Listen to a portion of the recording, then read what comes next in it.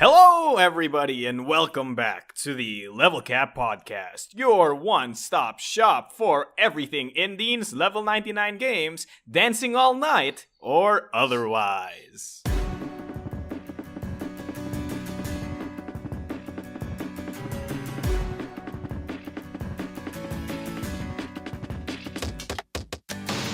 So now we're dancing all night. You know, I need to make that like dance simulator dance off game, Which is a real thing, right? Which is actually a game you're planning to make. This isn't a joke, right? I had thought about it for a long time, but it's kind of gone on the shelf right now. But like, yes, at some moment there was a like World of Indies dance off battle game, which didn't come out in the end. But It should be what made. can you do? BattleCon Dance of Indians. Someday, maybe. Battle Dance Groove of Indians. Maybe someday. I actually got a really good designer submission that I think would fit for it. So Oh, I'm gonna see really? if that Oh, I'll see if that comes together. Well, if it does come together, I hope I get to play it. Because if it's a dance fighting game, we're done. We're sold out. We're done. The world is pretty over. cool. Level 99 games cannot make anything that will transcend this level of beauty unless Expansions? you do expansions or you make Millennium Blade spin-off. That is the only thing that can ever topple that. Millennium Blade spin-off is the game where they play Millennium Blades with battle tops. Is that right? No, fidget spinners. It's Millennium Blades with fidget spinners. Yeah. All right. I need to send you a maybe video. someday. I need to send you a video wherein like they made this fidget spinner anime, but with I think this is unhealthy, Marco. I think you got a problem. Fidget spinners. fidget spinners. It's unhealthy. Yeah. Are you sure? Are you sure? It may be unhealthy. I haven't spent hundreds of dollars on it yet. Well, that's good. I guess that makes it, that just because you don't spend hundreds of dollars on something doesn't mean it's unhealthy. Every waking moment of my life has me chained to the concept of fidget spinners. Yeah, exactly. I don't. That's not natural. Oh gosh. Okay, so let's move on from fidget spinners in this fidget spinner podcast. Actually, we should just rename this to the Fidget Cap Podcast, right? No, what you're not moving on. You said moving on. Let's talk about this even Brad, more. If there's a problem. Oh no, I need help. Oh my gosh. Moving on to other things. To more important things, like our Game Club game of this week, which is amazingly current. Yes. We decided we were going to do a game that has actually just come out. Marco, we're on like the bleeding edge of this because the game came out yesterday at noon, and we had to rush to download it and play it. Just for this I got podcast. to play. Just for this podcast. I got to play about 2 hours last night. I imagine that you played a lot more because it came out in the morning for you. Yeah, I played what is the equivalent of like 3 or 4 hours.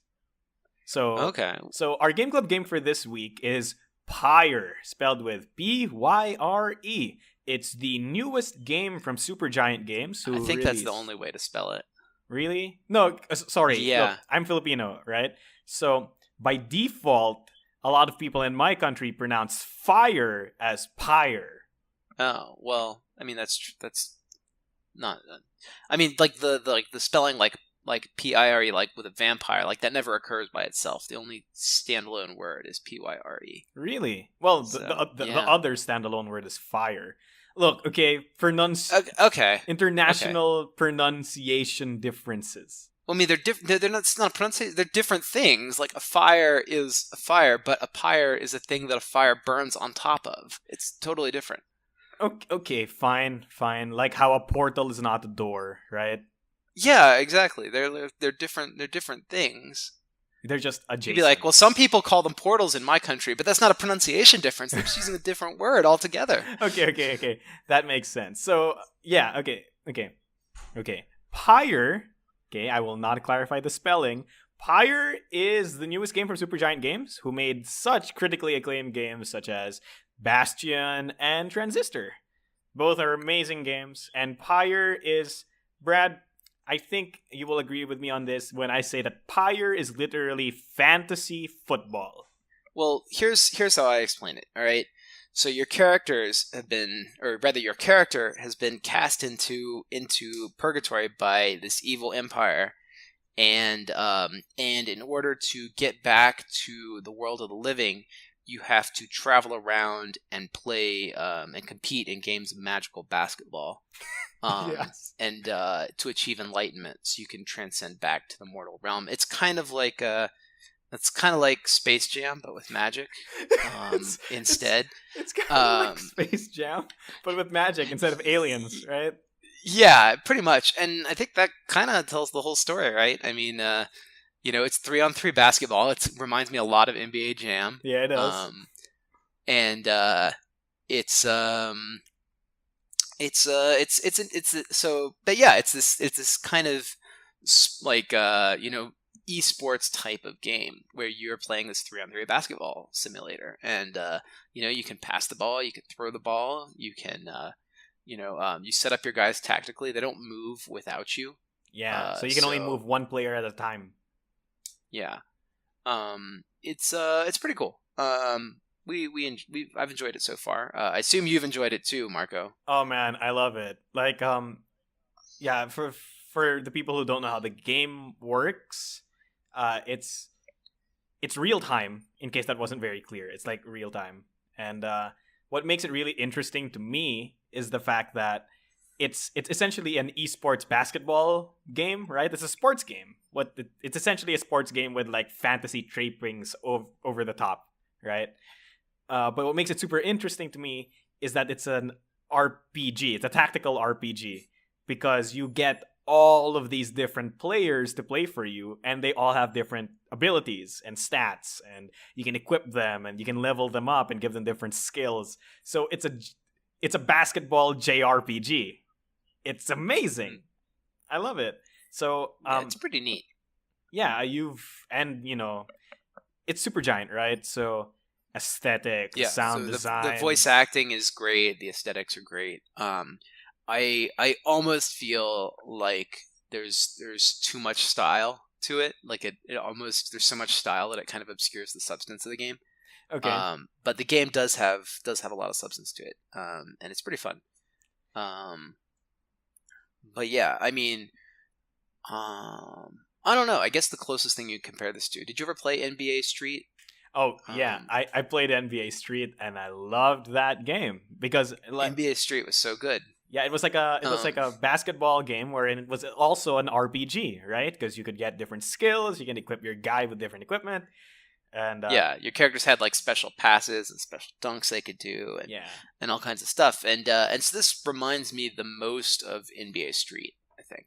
Yeah, and I think that's what hits the accord with me. Because I just love this concept of sports games where you guys have atrocious powers, right? So yeah, and I think in that sense it's done really well, and I kind of hope we get more of these in the near future because it's pretty neat. It's a pretty neat idea, and I like how they kind of approach tactical combat almost without what's the right word? Being turn-based? Without violence, I guess. Is a neat way to say it. Like, you don't just blow up the other guys and you win. Like, you have an objective to accomplish, and you can disable the enemy team. You can, like, knock them out, but the only damage you can do to them is a respawn timer. Yeah. Right? Because the goal of the game... kind of like... The goal of the game is to score points by dropping the ball into their pyre, right? Mm-hmm. Yeah, and I think it's really neat that they give you this other objective that's not just eliminate the enemy team, which is the more obvious objective to do. Mm-hmm, mm-hmm. That said, you can eliminate the enemy team. You can do like aura casting and stuff, and you can knock them out, and then you can go for the goal. But you're never out for long. Yeah, I think the longest the person who stays out the longest when they get knocked out is Jodariel, the giant lady with the horns. She's she like never gets knocked out because her aura is so huge. Her aura is so huge, and then her attacks are just so widespread that she barely loses any fights. But when she does lose a fight, she's gone for like 12, 13 seconds, which is like double most characters. Yeah, so your aura is kind of like the space your character defends, and it's like their zone of control, right? Yeah, if somebody moves into your aura, if their body moves into your aura, then they explode. Or if you move your aura into their body, they explode. So faster characters have a very small aura, slower characters have a very big aura. And actually, that's not necessarily true all the time. So I have the advantage of being ahead of you a bit, right? Yeah, so you've seen a little bit more. So I know a few more of the other characters. I don't know if you're okay with me, quote unquote, spoiling some characters that you'll meet literally 30 minutes after starting the game again. But yeah. Just if you tell me how they work mechanically, I don't think that'll be much of a spoiler. Alright, so there's another character who's like really small, but his aura is the second biggest. Mm-hmm. He's really small. Is he slow or is he really quick? He is by default really slow, but he's really quick if he has stamina.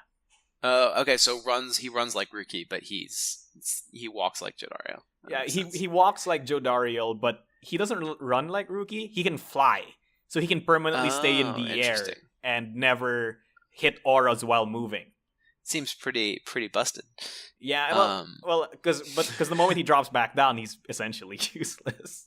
I see. Yeah. Well, I think that the design space in this game is pretty easy to imagine. Yeah. And I'm kind of looking forward to where the arenas are going to take it and where the new character classes are going to take it. Yeah, that's true. And I think that's what makes this game really cool is that with new mechanics, you unlock a new design space, and so the effects that you see in this game, the things that characters are going to do, are going to be different than anything in any other game. It's not going to be, you're not going to have a situation where like fire beats wind, beats water, beats fire, or where this character rains meteors down and they do like 30 damage to everybody they hit, or that kind of stuff. You're gonna have totally new kinds of effects that are coming out. Yeah, to like play. You have crazy stuff like there's a character. So like you've only seen characters who have auras, right? Certain characters don't even have auras. What they do is they leave a trail that is their aura. So they don't have the circle around them. They have no circle, and instead they leave a line. And that's their aura. So they can block off parts of the field by just moving around. Huh, that's interesting. Yeah. That's pretty cool. Yeah, pretty cool. So I love Pyre. Soundtrack is amazing. Aesthetic is amazing. And just gameplay is so good. If only there were like online multiplayer, I would try to wreck Brad at this game. Is there only offline right now? There's only I saw offline. There's versus mode, but I haven't tried it yet. There's only offline for now. Oh, okay. Yeah, but what makes this game, before we finish, what makes this game really interesting is that, have you lost a right yet? No? I've only played 2, and I haven't lost them yet. But that's to be expected in a game like this. Yeah. So here's the thing.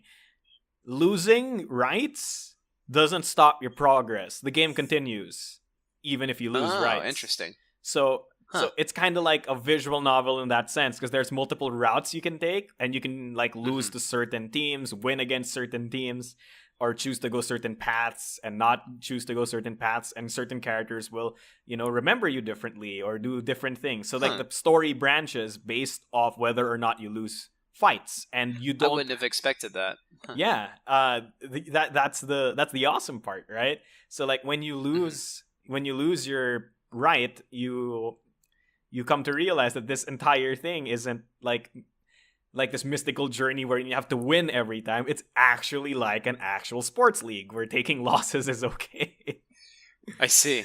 Yeah. Yeah, I was saying like it's not surprising that you win the first fights pretty easily, because in a game like this where they're introducing a lot of new and novel mechanics, they're going to turn the initial difficulty down really low so that you can get a feel for the actual gameplay.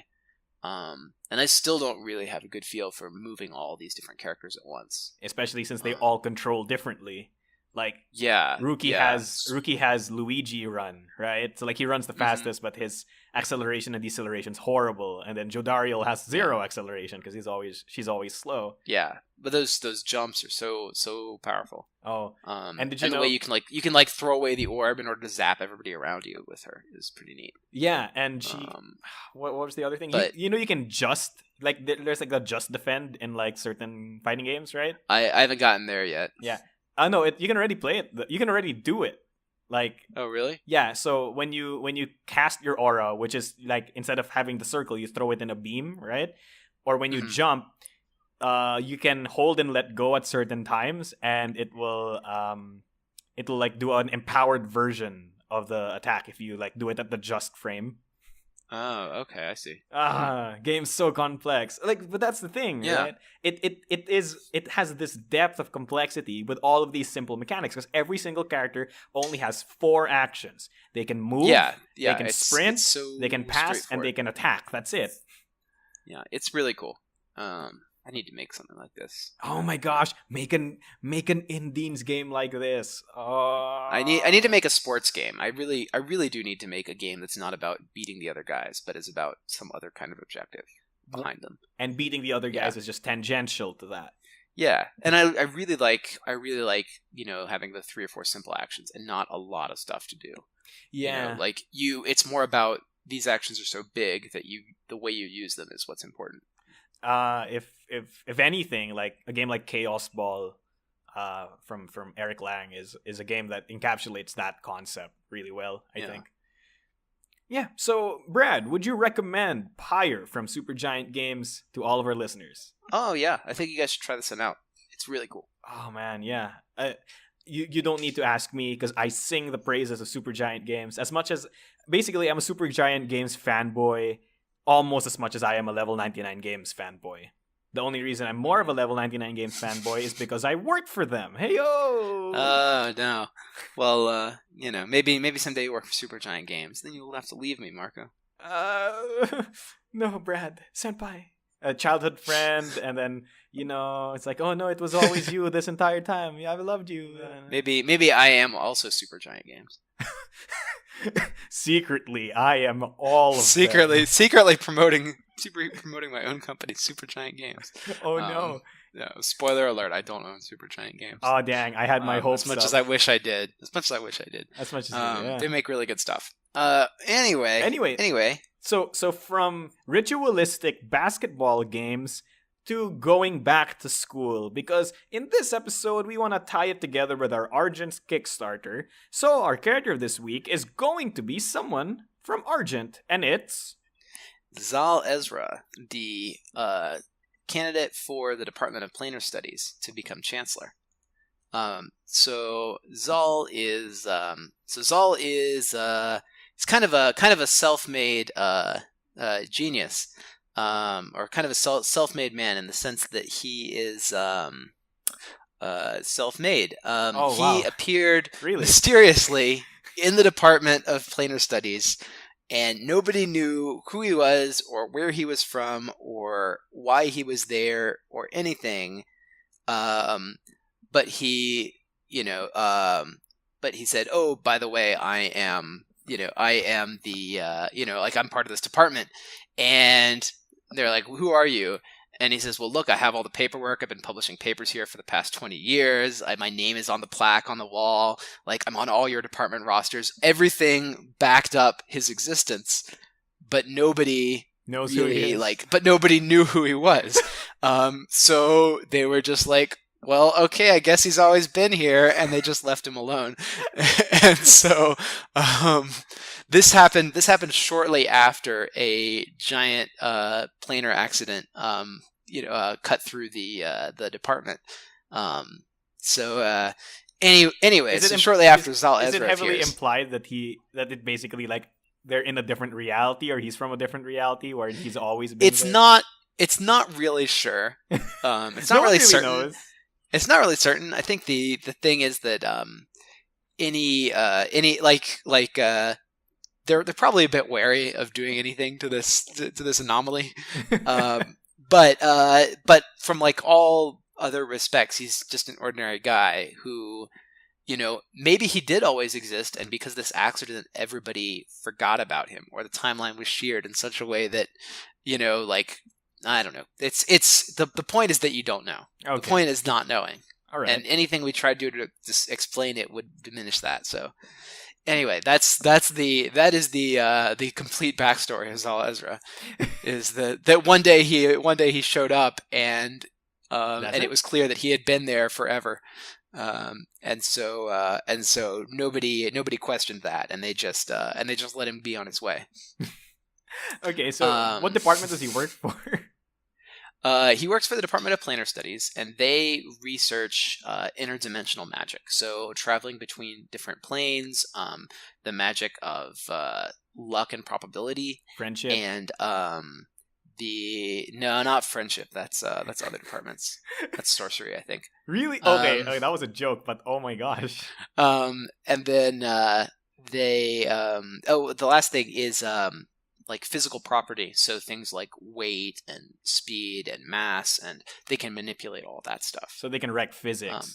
So that's so those are kind of the three things that fall under the umbrella of and time magic, of course. Of course. Falls into planar studies. So Zal Ezra is an expert at probability magic, first of all, and and physics, the correspondence magic, which lets you control the properties of things. But his department mostly is in Argent is good at time magic, and so they have a lot of teleportation, of acceleration, moving things more quickly, taking multiple turns at once, that sort of stuff. So this is a character that can do all their chores on their first turn and then start running out the clock for the rest of the players. Yeah. And that's generally his strategy in a game of Argent. I heard that this was a very dominant and big strategy wherein people would flood the board with purples, and then everybody. It is a very strong first order strategy. Like in a void, this will win. Like if you don't deal with these guys, they'll certainly win. Mm-hmm. But there are a lot of ways to deal with them. So it's not. I have not found that purple wins way more than other departments. Okay. Just that for new players, purple feels way stronger than other departments. Oh, so it's kind of like Runica, wherein she's only really broken if you don't know how to deal with it. Yeah, and I think that's true in Argent. Like Byron and Zal Ezra are the two best starter candidates if you are just learning to play the game. Byron because he has so much free mana, basically, and Zal because you can place down so many mages so quickly that you don't really have to worry about a whole lot. Okay. Yeah, and it depends a lot on the flavor you want to, because if you play either of those guys, you're going to be in a lot of conflict, because you have these mages that are real fast and cheap to put out, but like everybody is just popping them off the board. We'll ping them with off. Red mages. Yeah, everybody just wants to kill your guys because you rush into the top slot and somebody else is like, nope, pow, and they kick you off because their power is to kick you off, and your power is to be there first. Oh, so okay. If I just go where I'm going to go anyway and also kick you out. So it's in the end, what makes it work in a game like Argent, because I imagine in any other worker placement game, somebody with the power to field out multiple units really fast compared to everybody else would basically never be balanced, unless like they came with like some crushing penalty. So do you think this ability that Zal Ezra has in Argent works because of the PvP elements that you guys baked into this worker placement game?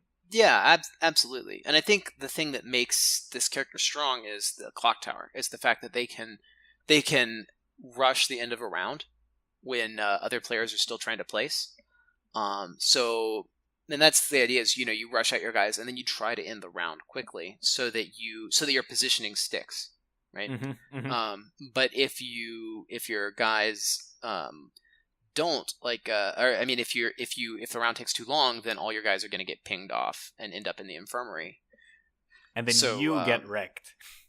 Yeah, so there is some amount of you have to strategize when and how you're going to do that. Oh, okay, that's important. So give us a little bit more background on Zal Ezra. Is he human? Is he a fighter? Is he a bat? He's a totally ordinary human. He's not much of a fighter, although he was a bonus character in Fate for a while. Okay, what would have been his unique ability? His unique ability is quantum placement, so he can place two bases and then choose which one he wants to use. Or no, he can merge them together. That's what it is. He puts down two bases and then he flips them over and he gets the best stats of each one. Oh, okay, so it's kind of if you merged polymorphed. From so if you merge strike with burst, then you'd move back. You'd have speed 3, power 4, range 1 to 4, like all the ranges of both. 1 to 3. And the stun guard. It's 1 to 3, right? Oh yeah, 1 to 3. Sorry, my bad. Yeah. So you'd have the range 2 to 3 and the range 1 together. Wow. What's the cost of that though? Oh, you lose both bases. They're both gone. Like playing against Lixus, where you lose a bunch of bases. He's kind of like that to himself.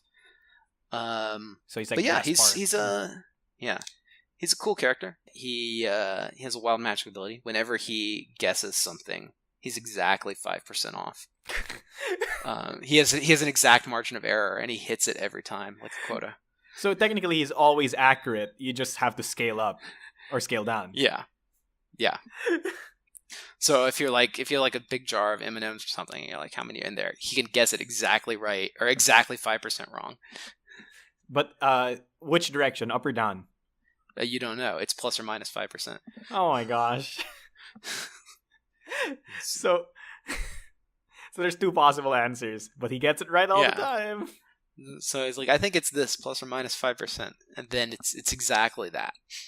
Oh my gosh. So anyway, he's a fun character. And a lot of the planar studies department characters are kind of these like quirky, wacky personas. Like there's the one guy whose body's made of numbers, Batrov, the Vice Dean, and he is kind of like he lost his body in this planar studies accident, the same one that we talked about earlier, and then he got stuck in like the in the ether and decided he's going to make a new body out of numbers, and so now he's just this like matrix guy walking around where it's all just numbers and codes and stuff. So he's a number elemental. Basically a math elemental. So teaching in your local university. Oh my gosh! Wait, what powers does that afford him? Well, I think in Pixel Tactics he's gonna like reach up and take his damage number and throw it at you, and it hits you in the head, and that's how you take the damage. Oh my gosh!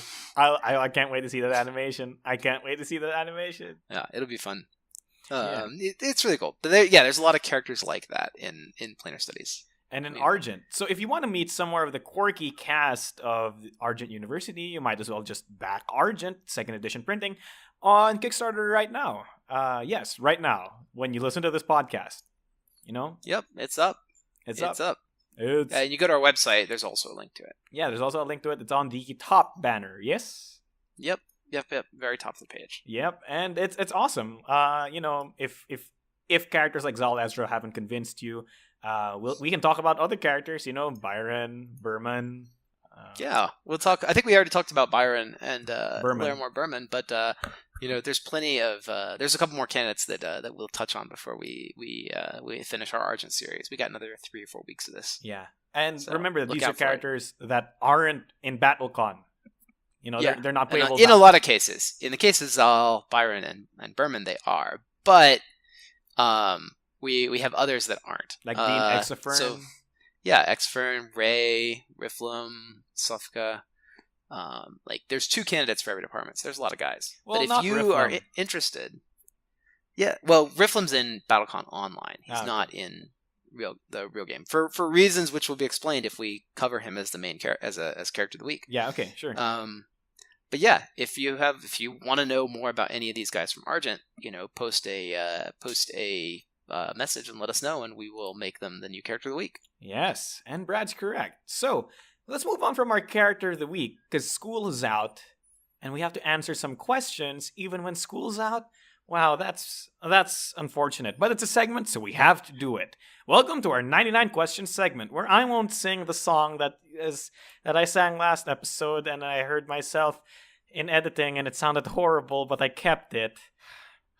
Uh-oh. Which song was that? I don't remember. 99 questions of level 99 games on the wall. Oh, okay. I sang it to the tune of 99 bottles. Yeah. That's pretty bad. Yeah. I kept it though. Oh man. All right. The worst. Let's skip it. Brad, first question. What day of the week do you find works best for a gaming night? For gaming night, we usually get together on, we do a playtesting outside our offices on Tuesday. We do playtesting in office on Thursday. As far as getting together with friends to play a game, usually I play Monday night games, and sometimes Friday night we get together to play games. But yeah. I like that. I like that. But we try and play games as often as we can because it's our jobs. You know how it is. I can't feed myself otherwise. I don't know. Well, I guess the job is printing games, but in order to get good, you got to play games. So that's what we do. That's true. That's true. Okay, how about this one? In your opinion, which again, Brad's opinion is basically canon. In your opinion, who has the best fashion sense in all of Indies? That's actually a known thing, and it's Lucas Wythe Cariolis, the dean of mysticism at Argent. Are you serious?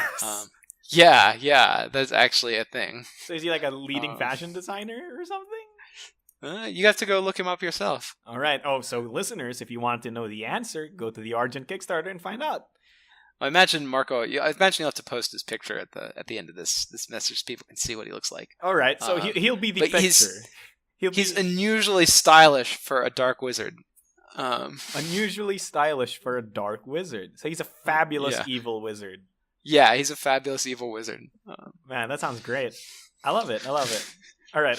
And last question. Wow, we're storming through these questions. Brad, do you think after like 28 episodes of this, we're finally becoming more efficient? Like a well-oiled killing, question-answering machine. Given that we're only 33 minutes in and we've got all the questions answered at this point, I think that we are definitely improving efficiency. And going into this with a plan, like listeners, you don't know, but usually Marco calls me up on Wednesday morning. He's like, "Hey, Brad, the character of the week is this. Oh, and by the way, what game are we? Is our game club game? Oh, okay, let's talk about something we both played."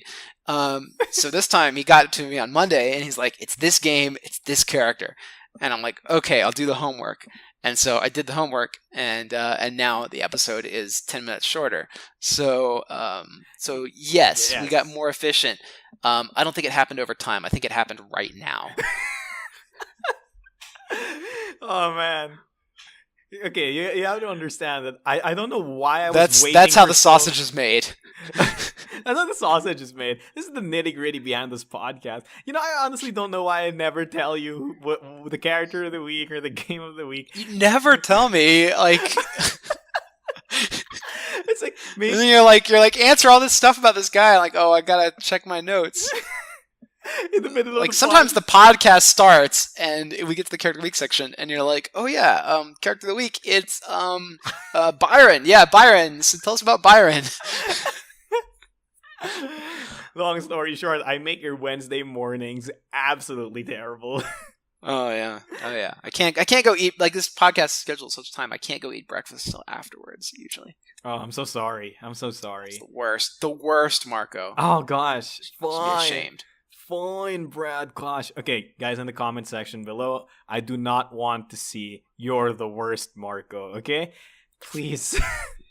I've had enough. It's Marco's fault. Oh no, because he's the worst. Can we make that a t-shirt? We should have Level Cap Podcast merch. And it's Level Cap Podcast t-shirt. It's Marco's fault. Yeah, dude, in just all caps in like impact font or something like that. Maybe when we get to episode episode 100 or something, I will make you that t-shirt and I'll send it to you. Not 99, Brad. Branding 99. No, well, at 99, that's just quota. You got to go beyond. You gotta level up, right? I mean,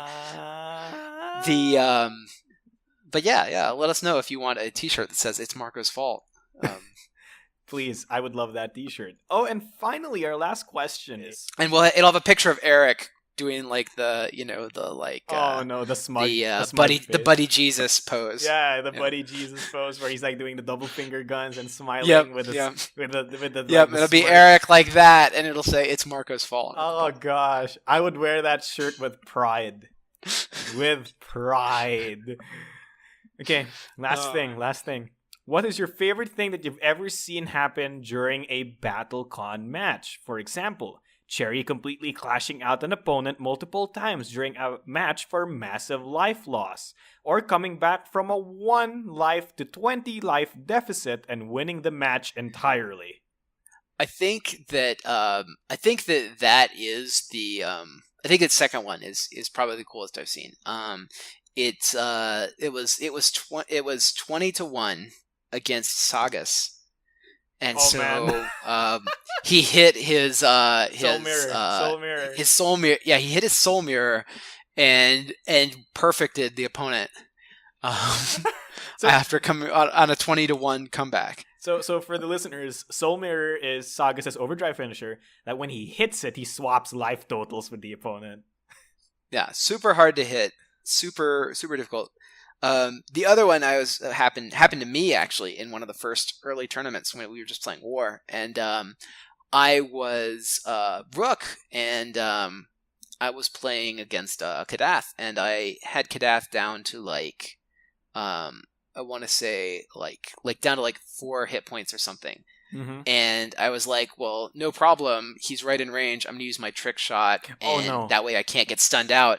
But I was on the trap and I got hit by Dimensional Exile and killed instantly. And I was like, oh my gosh, I knew I was going to be slow, but I didn't even think that you might actually go for that ridiculous finisher and execute.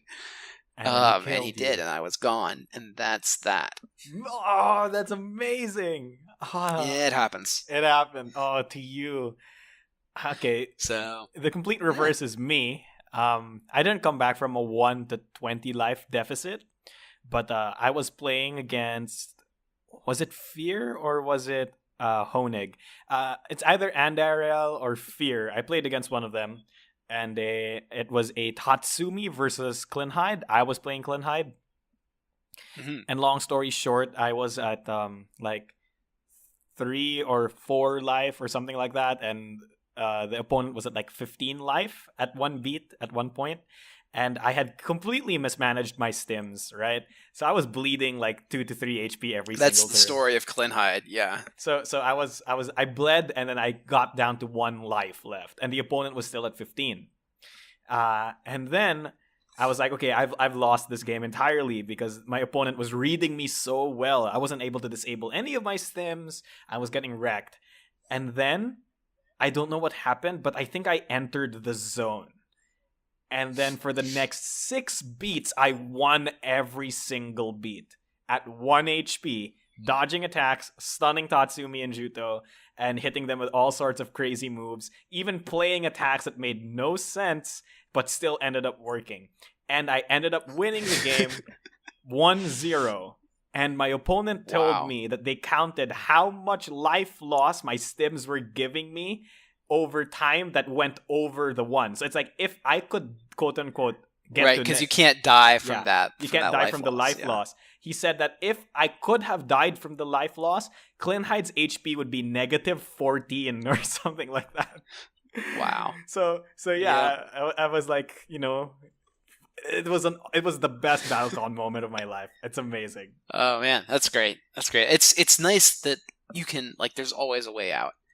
In most matches, there are a couple characters like Berman or Caitlyn that can just they can pin you and they can know they've win even when you have life left. But in most matches, you can make the right sequences of moves to win even if you're at a very low life total. Yeah, and that is the beauty of BattleCon because there's no such thing. Rarely is there such a thing as an unbeatable attack. Rarely. Yeah. And Brad.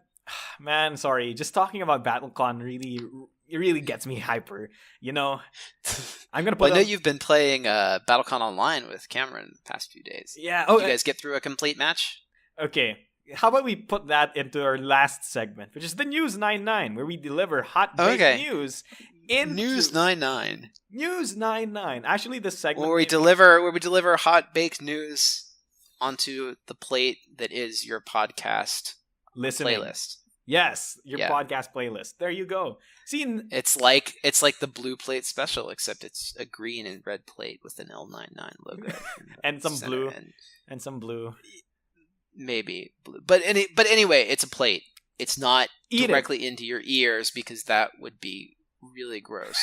Like you always say it is. So it's a plate, and you can consume it at your leisure. You can consume the plate at your leisure. In a comfortable way, And not at 4 sometimes seconds. after it cools off appropriately. Appropriately. Okay, so Yeah. this fresh and hot I news, just Brad. I just have this vision of you like shoving a hot pocket in somebody's ear every week, and it's grotesque and horrifying to me. If somebody draws that, I will Um, love them. No, don't draw that. Don't draw that. It's Marco's fault, and then it's just a picture of me. It's shoving Marco's fault, and it's a hot pocket sticking out of somebody's ear, a grimace of pain. Oh my god. Anyway, Alright, okay, but yeah, go on. Tell us about BattleCon Online and Pixel Tactics Online, which you have been very involved in these past few weeks. yeah, I've been very involved in the testing of both. So Pixel Tactics Online is coming along really nicely. We have balanced a lot of the cast. Actually, I actually made this grading scale for all the characters, right?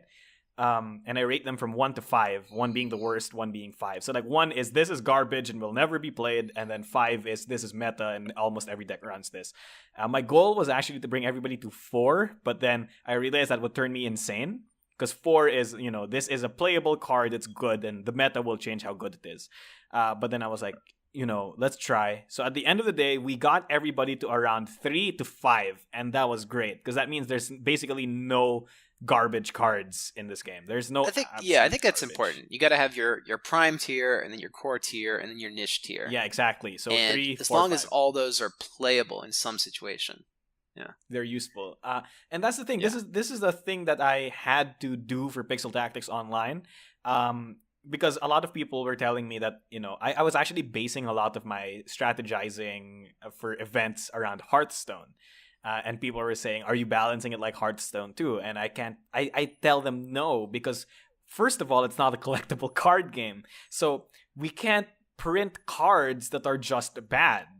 Because in CCGs, Yeah. that's fine, because there's the concept of like, oh, I have bad cards now, but if I get better cards, I can get a better deck. And there's like a where progression. sometimes like in a particular format like draft or sealed or whatever, this might be the best card I have, even though it's bad. It might still be useful because maybe everybody else has low tier cards. But in an LCG, which is more what Pixel Tactics is, Mhm. you kind of have to just make it so if a card's not playable, it's not going to get played. Yeah, like There's only the building formats. exactly, and that was the problem. Like I couldn't have a card that was just a worse version of another card, for example, because strangely enough, a lot of Pixel Tactics units actually overlap in terms of what they do, mostly because each of those characters are from different sets of Pixel Tactics, right? So, Mhm. so for example, Yeah. like stuff like the Magic Student is just basically a better version of the Banner Man. Hello, and stuff like that. So Mhm. I did my best to get rid of all of those redundancies and balance characters to bring them all in line. And I think we're in a really good place right now. Brad and Cameron actually are starting to add more units now that the game is stable, and we're gonna balance them as they come in. So that's great. And you can play it at Gen Con this year. We've actually got a kiosk. Oh, really? And by kiosk, I mean a tablet mounted on a little stand on our table. Kiosk. That, yeah. That sounds So- great.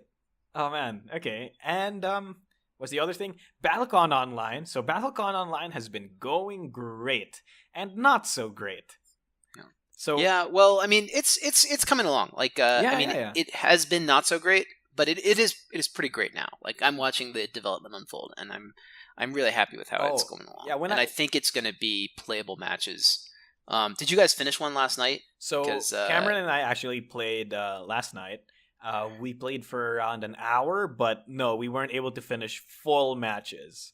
We would get Okay, like so there's 3 still a few things. Yeah, we'd get like 3 beats in and something would pop up, whether it was like the networking or there was a bug that was like game breaking. I think like there was a funny bug that happened wherein we were playing Hikaru versus Hikaru, and like Mhm. after we hit each other 1 beat, we both gained 6 wind tokens. Okay, that's pretty wild. Yeah. Well, anyway, we're still ironing out these things, but we're planning to have that at Gen Con as well. Yeah, but on a beat-to-beat basis, it works really well.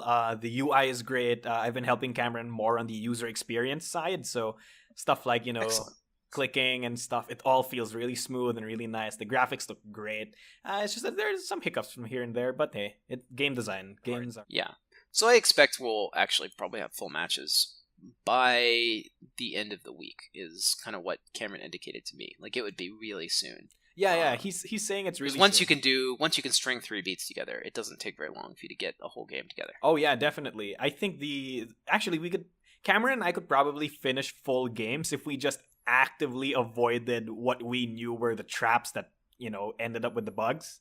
We could probably finish full games if we just actively avoided them. But, like one snag, because the thing about BattleCon Online is like one snag and the game is basically quote unquote unplayable because certain things wouldn't make sense anymore, right? The game just forgets where your position is one time, and then the game doesn't understand what ranges are or something. I don't know. But yeah, so we're working it out, but progress is ongoing, and we do have the battles just about finished up. Yeah, so that's good news. Yeah. Do we have any other news on the Argent front or the? Yeah, I mean, Argent's on Kickstarter now. It's sitting at around 90K at the moment. 90%. Hey, like 88,880. So there's a lot of 8s in that number. Lucky. But yeah, Argent is up on Kickstarter. Please back it. Please get a copy of this game. It's a really great game. I can say that because it's Trey's design. I'm a little more humble about my own games. But Argent is really, really good. Trey did an excellent job on this game, and just about everybody who plays it loves it. I think you'll love it too. Check it out. Let's see what else. We're gonna be after doing this streams. Yeah, we're gonna play some streams. Although by the time this comes out, we'll have already done our first one. So it'll be on YouTube though. So yeah, it'll be on YouTube, and there'll probably be more streams coming up. So watch our Twitter and Tumblr and the updates on the Kickstarter for news about when those are coming up. And also, after Argent and after Gen Con, we will be bringing you Terran Encounters and Imperial Spells and Steam later on in the year. So those 2 games will be coming out. Seventh Cross is coming along well, but I think it's going to take me a little longer to design all the content for that game, and it's definitely going to take a little longer for it to be drawn and sculpted, all the miniatures in the game. So we will probably do that one a little bit much later this year, or even early in next year. All right. Depending on when it's ready. We're not going to rush it. Hey, look, it's better to have a delayed game that's great than to have an early game that's bad. Yeah, absolutely. I mean, I wanted to release it in time for Halloween, but it's more important that it's a perfect game than that it is that it matches up with the momentary hype. So release it during Christmas instead, and then this will turn into like a Nightmare Before Christmas thing, right? Then you can have Jack Skellington, and then you can turn it into a musical. What? Right? Because it's like... Marco. All right. This is we've gone on too long. It's getting too late for Marco. He's starting to go loopy. So I'm starting to go loopy. So let's end this podcast, Brad. So as usual, it has been me, your host, Marco DeSantos, and with me is my intrepid, amazing co-host, Brad Talton. Yeah. Glad to be here again. And we're so happy that you listen to our podcast. We hope that we will hear from all of you again next week. Bye-bye. Yeah, leave us a message. Thanks again, and as usual, happy gaming. Happy gaming.